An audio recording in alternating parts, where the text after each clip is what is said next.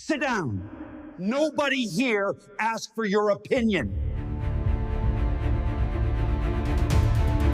He called security to drag her out of the building because she warned him the new Hyperloop would explode. But when the champagne glass on his desk started rippling at 600 miles per hour, the billionaire CEO froze in terror. Realizing the only thing standing between him and a mass casualty event was the black female engineer he had just fired for bad vibes. Welcome back to another thrilling episode of Black Lives Story. Today, we witness the ultimate clash between ego and physics. Gavin Sterling believed his money could bend the laws of nature. Nia Cross knew that nature doesn't take bribes. She was the only person in the room who saw the disaster coming, and she was punished for speaking up. But when the sensors turn red and the screams begin, titles and stock prices stop mattering. If you believe that true leadership means listening to the quietest voice in the room, please hit that like button and subscribe right now. Share this video with anyone who knows what it's like to be the expert that nobody listens to. Now, let's go to the command center and watch what happens when a $2 billion ego trip hits a wall of reality. The command center of Sterling Future didn't look like an engineering facility. It looked like a nightclub on Mars. It was a suspended glass hexagon overlooking the Nevada desert. Below, stretching toward the horizon like a silver needle, was the Vortex, the world's first Hyperloop vacuum tube. Inside, the air smelled of ozone and vintage Dom Perignon. Ladies and gentlemen, the future is no longer a concept. It's a destination. The double doors slid open with a pneumatic hiss. Gavin Sterling walked in. He was 42, tanned, and wearing a bomber jacket that cost more than most cars. He didn't walk, he strutted. A drone camera hovered over his shoulder, live streaming to 40 million followers. The room erupted. Investors in Italian suits clapped until their hands hurt. A senator raised a glass. Gavin flashed his signature megawatt smile. He walked straight to the main console, where the mission director, a gray-haired man named Marcus, was holding a thick tablet. "Pre-launch sequence initiating, sir," Marcus said, his voice tight. "We are running the final diagnostic on the magnetic levitation seals. It will take 20 minutes. Gavin laughed. He clapped Marcus on the shoulder, hard. 20 minutes? Gavin said, his voice amplified by the room's acoustics. "Marcus, the media is live. The stock is rallying. We don't bore the world with diagnostics." Gavin swiped the tablet out of Marcus's hand and tossed it onto a desk without looking. "Skip the pre-check," Gavin commanded. "Override the safety locks. We launch in T-10. "But sir, history doesn't wait for checklists, Marcus. Initiate the countdown." The room cheered again. The giant screen on the wall shifted to a 10-minute clock. The music swelled, a thumping bass line designed to get hearts racing. 30 feet below the VIP deck, into the pit, the atmosphere was different. There was no champagne. There was only the blue glow of monitors and the smell of stale coffee. Nia Cross sat at Terminal 14. She was 29, wearing a company polo that was a size too big and glasses that kept sliding down her nose. She wasn't clapping. Her hand was gripping her mouse so hard her knuckles were yellow. On her screen, thousands of lines of code cascaded like a waterfall. To anyone else, it was just data. To Nia, it was the heartbeat of the machine. And the heartbeat was skipping. Thump thump, pause. "Sector 4, Nia whispered to herself. She zoomed in on the schematic of the tube. Sector 4 was the section where the track curved slightly around a bedrock formation. It was reinforced with a new, experimental alloy Gavin had insisted on because it was lighter and cheaper. Nia tapped a key. Thermal integrity, 99.96%. It looked perfect. It was green. The system flagged it as optimal. But Nia didn't look at the green number. She looked at the variance. Variance, 0.04%. It was microscopic. A hair fracture. A ghost in the machine. "It's vibrating," Nia murmured. She ran a quick simulation on her second monitor. She input the launch speed, Mach 1, 767 miles per hour. The simulation showed the 0.04% variance interacting with the harmonic frequency of the pod at that speed. Ripple. Expand. Shatter. In the simulation, the tube didn't just crack. It unzipped. Nia felt a cold sweat prickle on her neck. It wasn't a risk. It was a mathematical certainty. She stood up. Her legs felt heavy. "Hey," she said to the senior engineer next to her, a man named Kyle who was busy watching the live stream of Gavin. "Kyle, look at Sector 4. "Not now, Nia," Kyle said, not turning around. "Gavin is about to pop the bottle." "It's the alloy," Nia pressed, her voice rising. "The thermal expansion variance is 0.04%. If we hit Mach 1, the resonance will tear the welds apart." Kyle rolled his eyes. He turned to her, annoyed. "Nia, the tolerance is 0.1%. You're at 0.04%. You're literally worrying about nothing. It's within the safety zone." The safety zone was calculated for the old alloy. Nia argued, pointing at the screen. "This is the new composite. It's more brittle. It can't handle the vibration." "Sit down, Cross," Kyle snapped. "Don't be a buzzkill. We launch in 8 minutes." He turned back to the screen, cheering as Gavin Sterling jumped onto a table on the VIP deck, rallying the crowd like a rock star. Nia looked at the celebration. She saw the senator laughing. She saw the investors toasting. Then she looked at the red line on her simulation, slowly rising toward catastrophic failure. She was the only person in the building who wasn't wearing rose-colored glasses. She was the only one seeing the blood. She looked at the staircase leading up to the VIP deck. It was guarded by security. It was a restricted zone. Nia swallowed hard. She grabbed her tablet. She wasn't going to sit down. Have you ever seen a disaster coming that no one else believed? Tell me about a time you were the alarm bell that everyone ignored in the comments. Nia's fingers flew across the cracked screen of her personal tablet. She wasn't using the company interface anymore. The official software had safety filters that smoothed out anomalies. She was running a raw physics kernel she had coded herself. Input, Sector 4 geometry. Input, alloy 6x tensile strength. Input, velocity 700 miles per hour. She hit run. The screen didn't buffer. It flashed instantly. Simulation result, catastrophic failure. Time to destruction, 14 seconds after Mach 1. Nia watched the wireframe animation. On the screen, the Hyperloop pod hit the curve. The 0.04% vibration in the track created a standing wave. The air cushion collapsed. The pod slammed into the side of the tube.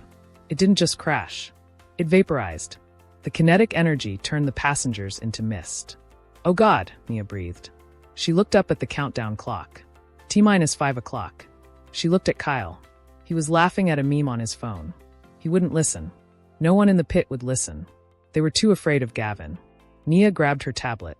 She didn't think about her student loans. She didn't think about her career. She thought about the 100 people strapping themselves into the Vortex pod right now. She bolted for the stairs. "Hey!" A security guard at the base of the VIP deck shouted. "Restricted access." Nia ducked under his arm. She scrambled up the spiral metal staircase, her boots clanging loudly. "Stop her!" She reached the top. She burst through the glass doors onto the VIP deck. The noise hit her first, a wall of laughter and clinking crystal. The air was cold and expensive. Gavin Sterling was standing on a raised dais in the center of the room. He was holding a flute of champagne high in the air. The room was silent, hanging on his every word. "They told us we couldn't build a vacuum tube across a continent," Gavin said, his voice smooth as velvet. "They told us the physics didn't work. But we don't listen to can't. We listen to will. To the vortex. To the vortex," the crowd echoed. "Stop!" The scream tore through the room.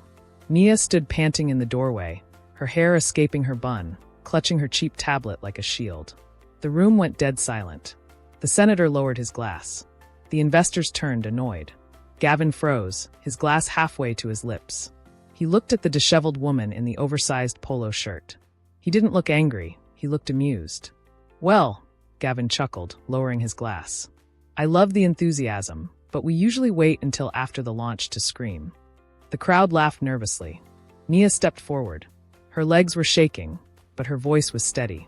"Sir, we have to abort," Nia said. "You cannot launch. The thermal expansion in Sector 4 is fatal." The laughter died instantly. Gavin's smile didn't falter, but his eyes went cold. He stepped down from the dais and walked toward her. The drone camera followed him, broadcasting the confrontation to the world. He stopped 2 feet from her. He looked down at the ID badge clipped to her lanyard. "Nia," Gavin read, pronouncing it slowly. "Junior structural analyst." He looked up at her, tilting his head. Sector 4. Gavin asked, loud enough for everyone to hear. You mean the sector where we just installed the grade A titanium seals yesterday? The seals I personally approved. It's not the seals, sir, Nia pressed, holding up her tablet. It's the alloy resonance. I ran a raw simulation. At 700 miles per hour, the vibration creates a sonic boom inside the vacuum. The tube will shatter. Gavin didn't look at the tablet. He looked at her face. A sonic boom in a vacuum? Gavin scoffed. That's physically impossible, Nia. There's no air. There is when the tube breaches. Nia shot back. The variance is 0.04%. It's a sensor ghost to your system, but it's a fracture in reality. Gavin sighed. He turned to the crowd, shrugging. This is why we have interns, Gavin joked. They see a glitch on a monitor and think the sky is falling. It's called launch jitters, folks. He turned back to Nia. His voice dropped, losing the warmth. It was pure steel now. That 0.04% reading is a sensor ghost, Nia. We checked it. We double-checked it. You're looking at old data and panicking. I'm looking at physics. Nia pleaded. Please, delay for 24 hours. Just let me inspect the track manually. We launch in 4 minutes, Gavin said. I have senators waiting. I have the world watching. I am not scrubbing a $2 billion launch because a junior analyst is having a panic attack. He pointed to the stairs. Sit down, Nia. Grab a can of soda. Watch history happen. And let the big boys handle the math. He turned his back on her. Resume the count, Gavin shouted to the room. The music swelled back up. The crowd cheered, louder this time, to cover the awkwardness. Nia stood there, isolated in the noise. She looked at Gavin's back. She looked at the countdown clock. 3:59. He wasn't going to stop. He was going to kill them all. Have you ever been dismissed by a boss who thought they knew better? How did you handle it? Tell me in the comments. Nia didn't sit down. She didn't retreat. She took a step closer to the dais, invading the personal space of the billionaire. It's not the seals, Gavin. Nia shouted, dropping the sir. It's constructive interference. The new alloy has a lower dampening coefficient. When the pod hits Mach 0.8, the track will start to sing. By Mach 1, it won't be a track anymore. It will be a tuning fork. She held up the tablet, thrusting the red simulation toward the drone camera. Look at the wave patterns. It's basic physics. You are putting 100 people inside a bullet and firing it into a wall. Gavin's jaw tightened. He glanced at the live feed monitor. The comments section was scrolling fast. Is she right? Who is she?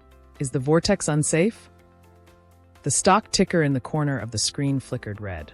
Sterling Future, STR minus 1.2%. That was the only metric Gavin cared about. She wasn't saving lives. She was costing him millions by the second. Cut the feed, Gavin hissed to the director. The drone dipped and turned away. Gavin turned back to Nia. The charm was gone. His face was a mask of cold, corporate fury.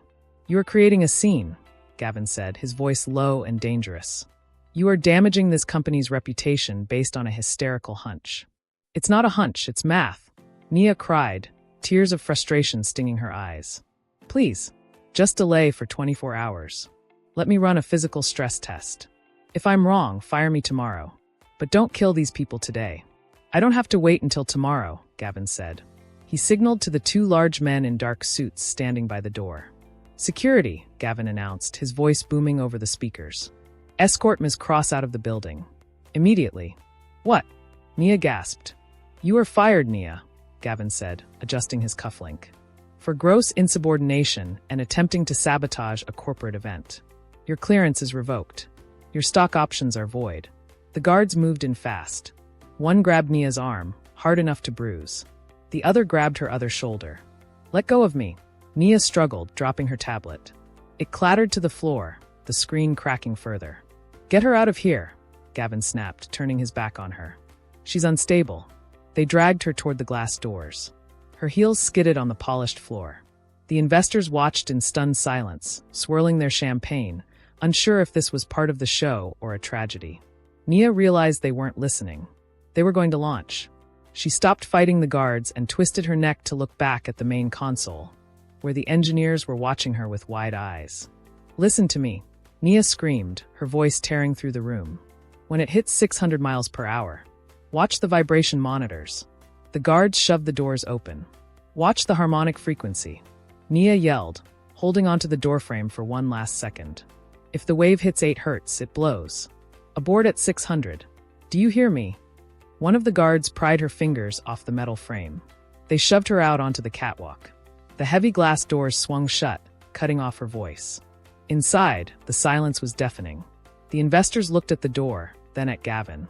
Gavin smoothed his bomber jacket. He picked up his champagne glass from the podium. He looked at the camera, waiting for the red light to come back on. "Apologies, everyone," Gavin said with a practiced, easy smile. "Pressure gets to some people. Not everyone is built for the future." He turned to the main screen. The countdown clock was at 0:30. He looked at Marcus, the mission director. Marcus looked pale. He was staring at the door where Nia had been dragged out. "Marcus," Gavin said, his voice sharp. "We have a schedule. Launch the pod." Marcus hesitated. He looked at his console. He looked at Gavin's eyes. He tapped the screen. "Launch sequence initiated," Marcus whispered. The room erupted in applause. The music swelled. Outside on the catwalk, security dragged Nia toward the elevator. She didn't scream anymore. She just watched the countdown clock through the glass walls. Midnight. The clamps released. The vortex pod shot forward. Have you ever been punished for doing the right thing? Tell me your story in the comments below. The desert sun was blinding.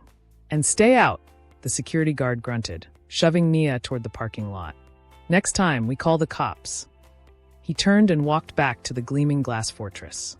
Nia stood alone on the asphalt. Her ID badge was gone. Her access was revoked. She should go home. She should call a lawyer. She ran to her car, a dented 2015 sedan that sat in the shadow of the executives' Ferraris and Teslas. She threw herself into the driver's seat. She didn't start the engine. She threw a cracked tablet onto the passenger seat and ripped open her laptop bag. Come on," she muttered, her fingers trembling as she booted up her personal rig. She didn't need a badge to get back in. She had spent the last 6 months coding the emergency override protocol, a fail-safe system that Gavin had deemed unnecessary bloatware and ordered deleted. Nia hadn't deleted it. She had hidden it. She tethered her phone's hotspot. She opened the terminal window. The screen was a black void with a blinking green cursor. Connect, vortex_min_bus user, ghost_root password. Access granted. Nia exhaled, her breath fogging the windshield. On her screen, the telemetry flooded in. It wasn't the sanitized PR feed the investors were watching. It was the raw vein. Velocity, 0 miles per hour. Status, launch. Inside the command center, the world was vibrating with bass. 3, 2, 1, launch, Gavin shouted into the microphone. On the massive wall screen, the interior camera of the pod showed the passengers cheering. The electromagnetic rails fired. Tum. The pod shot forward. Velocity 100 miles per hour. Marcus announced over the PA system. The crowd clapped. Gavin took a sip of his champagne, winking at the senator. Smooth as silk, right? And she was worried about a bump. 200 miles per hour. The pod was a silver blur inside the tube. 300 miles per hour. We are approaching cruise velocity, Marcus called out, though his voice wavered slightly. He was looking at his console. A yellow warning light had flickered on Sector 4. He tapped it, dismissing it. Just a glitch, he told himself. Gavin said it's a glitch. For 100 miles per hour. In the parking lot, Nia stared at her laptop. The red line on the graph was spiking. The variance wasn't 0.04% anymore. It was 0.09%. The vibration was feeding on itself, growing exponentially with every mile per hour. Slow down, Nia whispered to the screen, gripping the steering wheel with one hand. Please just slow down. 500 miles per hour. Inside the command center, the cheering reached a fever pitch. Gavin set his champagne flute down on the main control desk, right next to the master throttle. Look at that, Gavin grinned, pointing to the speedometer on the big screen. 500. We are making history. He leaned forward, placing his hands on the desk to soak in the admiration of the room. Then he frowned. He looked at his champagne glass. The golden liquid inside wasn't still. It was rippling. CH. Concentric circles radiated from the center of the glass, vibrating in a perfect, terrifying rhythm. Gavin stared at it. The floor beneath his feet, a foot of reinforced concrete, was humming. A low, subsonic moan began to fill the room, audible even over the music. VVVVVMMMM. "What is that?" the senator asked, his smile faltering. Gavin looked at the main wall of monitors. Flicker. The live feed from the pod jerked. Static cut across the screen. "Marcus?" Gavin asked, his voice losing its swagger. "Why is the feed shaking?" Marcus didn't answer. He was staring at his console. The board had lit up. It wasn't yellow anymore. "Sir," Marcus whispered, his face draining of blood. Vibration sensors in Sector 4 just jumped to 400%. Gavin looked at the coffee cup. The ripples were splashing over the rim now. 600 miles per hour, the automated voice announced. Have you ever had a bad feeling that turned out to be exactly right? Tell me about it in the comments. In the parking lot, the sound of the vortex powering up was a high-pitched whine that cut through the glass of Nia's windshield. Nia closed her eyes. The sound changed. It wasn't a futuristic train anymore. It was rusty steel grinding on a track. Time shift, 20 years ago. The state fair. Nia was 9 years old, holding a cloud of pink cotton candy. She was standing next to her father, a man with grease under his fingernails and a smile that lit up the midway. He was the lead mechanic for the ride company. "Daddy, look." Nia pointed to the Thunderbolt coaster. "Can we go?" Her father didn't look at the cars. He looked at the supports. He frowned. He walked over to the ride manager, a man counting cash in a booth. "Boss," her father said, his voice worried. "Strut number 3 has a stress fracture. It's hairline, but it's there. We need to shut it down and weld it." The manager didn't look up. "We have a line of 300 kids, Ray. Shut it down now, we lose $5,000. Wrap it in duct tape, and we'll fix it Monday." "But the physics." "Physics doesn't pay the bills, Ray. Run the ride." Nia watched her father tighten his jaw. He didn't have the power to stop it. He went back to the control booth, watching the cars climb the hill. Clack, clack, clack. The scream happened at the bottom of the loop. It wasn't a scream of joy. It was the sound of metal snapping. Strut number 3 gave way. The car derailed. Nia remembered the dust. She remembered the silence that followed the crash. And she remembered her father running into the wreckage, pulling children out until his heart gave out from the stress that night in the hospital. At the funeral, Nia made a promise to the empty casket. She would never be the mechanic who stayed quiet. She would be the engineer who stopped the ride. Snap! The memory dissolved. Nia opened her eyes. She was back in her car, staring at the red line on her laptop. "Not today," she whispered. "No one dies today." Inside the command center, Gavin Sterling watched the monitor as the vibration warning flashed yellow. He felt a twinge of anxiety, but he pushed it down. He had felt this before. Time shift, 5 years ago. Silicon Valley Boardroom. Gavin was younger, hungrier. He stood before a table of investors. On the screen behind him was a video of his first invention, the Ion X battery. In the video, the battery didn't charge. It exploded. It torched a Tesla in a parking lot. The investors were furious. "It's a disaster, Gavin. The thermal runaway is uncontrollable. We have to recall." Gavin didn't flinch. He picked up the remote and turned off the screen. "It's not a disaster," Gavin said smoothly. "It's a rapid unplanned disassembly. It proves the energy density is higher than anything on the market. We don't recall. We rebrand." He launched a PR campaign the next day. He blamed the user. He dazzled the press with a new prototype that was just an empty shell. The stock went up 20%. Gavin learned a lesson that day. Reality is negotiable. If you have enough charisma, you can bend the truth until it breaks. He believed he was special. He believed the rules of ordinary men didn't apply to him. Snap! Gavin blinked. He was back in the command center. The floor was vibrating.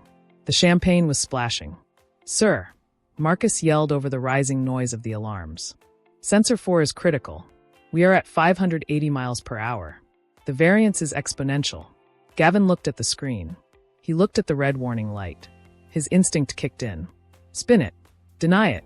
It's just turbulence." Gavin shouted to the terrified room. "It means we're breaking the sound barrier. It's the sound of victory." But deep down, in a place he hadn't visited in years, Gavin felt a cold, hard knot of fear. Because he looked at the coffee cup, and he realized that for the first time in his life, he couldn't talk his way out of this. You can lie to investors. You can lie to the press. But you cannot lie to a harmonic wave. Have you ever seen someone try to spin a disaster? Did it work? Tell me in the comments. 600 miles per hour. The number flashed on the main screen in white. Then instantly it turned blood red. It didn't start with an explosion. It started with a sound. Deep inside the vacuum tube, the microscopic variance in Sector 4 woke up. The harmonic wave hit 8 Hz, exactly what Nia had predicted. The alloy didn't just vibrate, it shrieked. Screech. It was a sound like 1,000 violins snapping at once.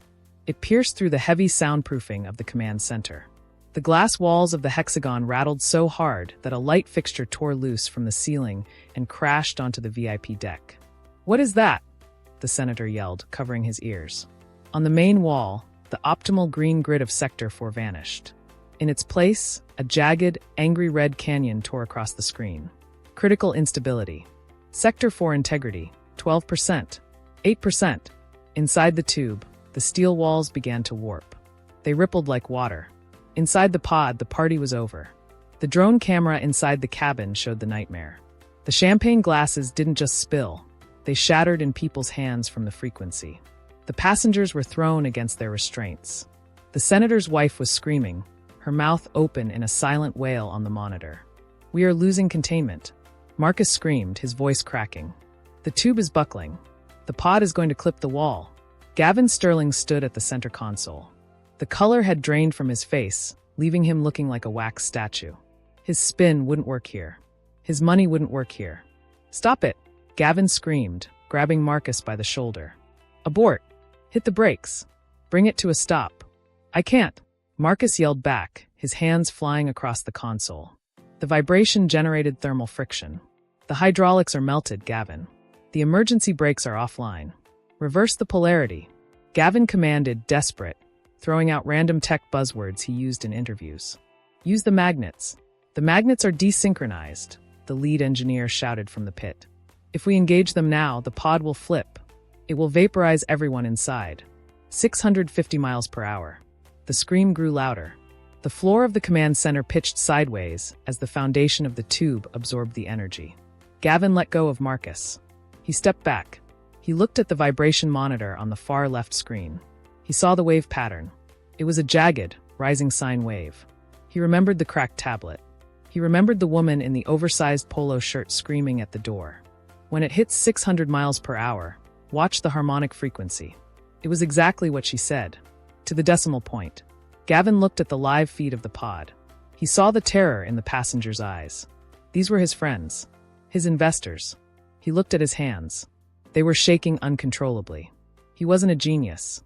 He was a fraud, and he had just locked 100 people in a coffin and fired it into a wall. "I killed them," Gavin whispered, the realization hitting him harder than the noise. "Oh my God, I killed them all." He slumped into his chair, covering his face with his hands. The god of industry was gone. Only a terrified child remained. In the parking lot, inside the dented sedan, Nia watched the same red line spike on her laptop. She didn't freeze. She didn't weep. She typed.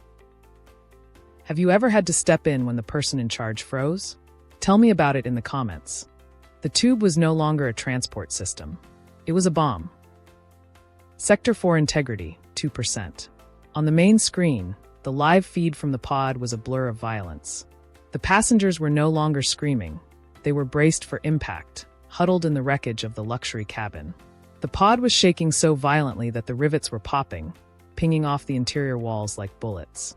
In the command center, the noise was absolute. Alarms, structural groans, the panic of the investors. "We have hull breach." Marcus screamed, throwing his headset onto the console. "It's over. Impact in 5 seconds." Gavin Sterling didn't move.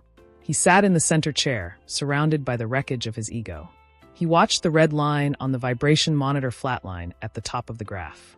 He thought about the press releases. He thought about the interviews. He thought about the faces of the people inside the pod. He covered his face with his hands. His shoulders shook. The great visionary was weeping. "I can't stop it," Gavin sobbed, his voice barely audible over the sirens. "I don't know the code. I don't know how to stop it." 0403. The countdown to death ticked on the main screen. Then the world blinked. ZZZRT. It happened all at once.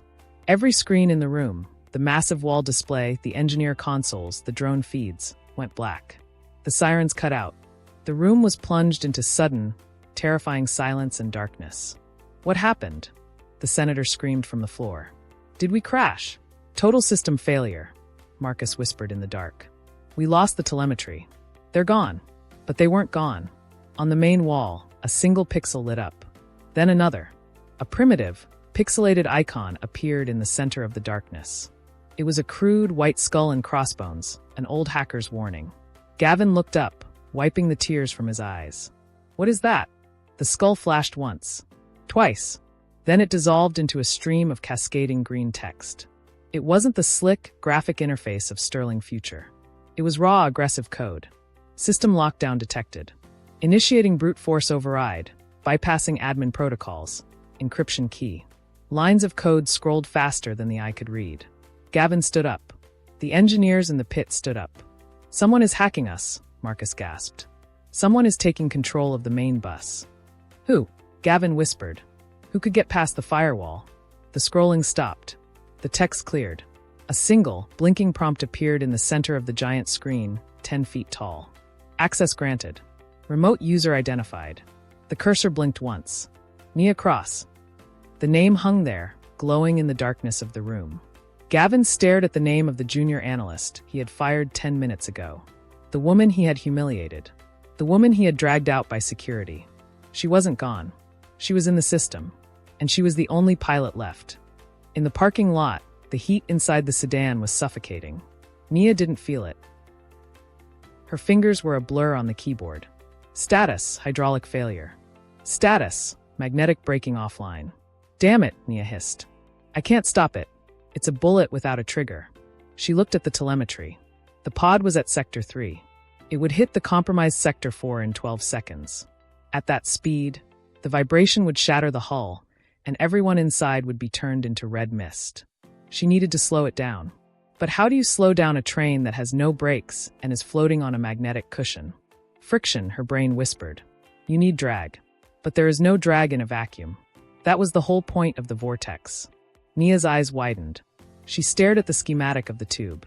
If there's no drag, Nia whispered, her hand hovering over the keys. Then I have to make some.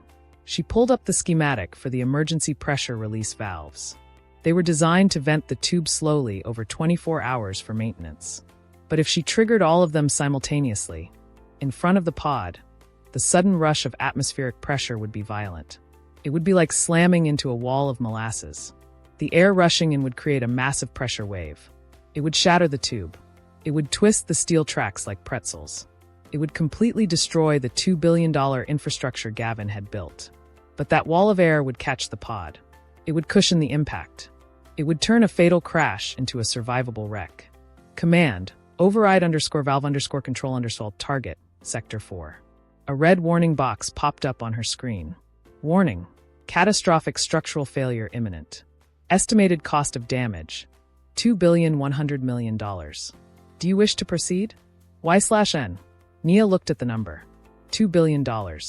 If she did this, she would be sued for the rest of her life. She would be bankrupt. She might go to prison for sabotage. She looked at the countdown. 6 seconds. She thought about her father. She thought about the mechanic who didn't stop the ride because it cost too much. Physics doesn't pay the bills, the manager had said. Screw the bills, Nia said. She hit Y. She hit enter. Executing, vent_atmosphere. The desert floor didn't just crack. It detonated. Command executed. A mile-long chain of emergency pressure valves along Sector 4 blew open simultaneously. Boom, boom, boom, boom. It sounded like a carpet bombing run. Dust geysers shot 500 feet into the air. The vacuum inside the tube, the void that allowed the pod to travel at supersonic speeds, vanished instantly. The atmosphere of Earth rushed in to fill the empty space. It hit the oncoming pod like a physical hammer. 700 miles per hour. The pod slammed into the wall of air. Inside the cabin, the passengers were thrown forward against their safety harnesses with 4 Gs of force. The windows didn't break, but the air outside turned white with friction heat. Scree! The pod's magnetic levitation failed as the track warped from the pressure change. The emergency skids dropped, grinding against the steel underbelly of the tube. Sparks showered like fireworks, filling the tunnel with blinding light. For 100 miles per hour, 200 miles per hour, the tube around them was disintegrating, peeling back like a banana skin, shedding velocity with every shattered bolt. 50 miles per hour. 0. With a final, groaning shudder, the pod ground to a halt just 50 feet from the fatal curve of Sector 4. It sat there, smoking, battered, half buried in debris. But it was in one piece. Inside the pod, a baby started crying. Then a cough. Then a voice. "We're alive," the senator whispered, checking his limbs. "We're alive." In the command center, the silence was absolute. The vibration monitors were dead. The telemetry was offline. The room was dark, lit only by the emergency track lights. Gavin Sterling stood at the window, staring down at the smoking ruin of his $2 billion tube. He looked like a ghost. "She destroyed it," Marcus whispered, staring at the blank screens. "She destroyed the vortex." "She saved them," a quiet voice said. The engineers turned. On the massive main screen, the skull and crossbones flickered one last time.